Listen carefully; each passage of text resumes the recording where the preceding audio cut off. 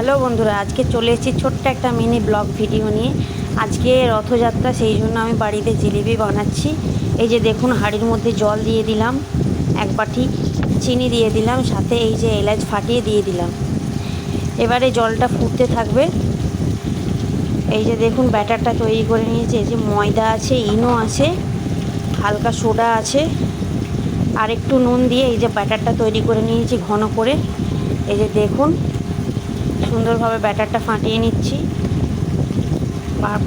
ফাটতে ফাটতে ফাটতে ফাটতে এই যে দেখুন, আমার শিরাটাও তৈরি হয়ে গেছে, খুব সুন্দরভাবে ফুটে উঠেছে। দেখুন, আমি এবার গ্যাসটা বন্ধ করে দেব।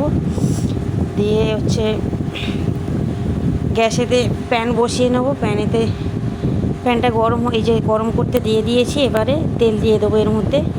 এই যে তেল দিয়ে দিচ্ছি, তেলটা ভালোভাবে গরম হতে থাকুক।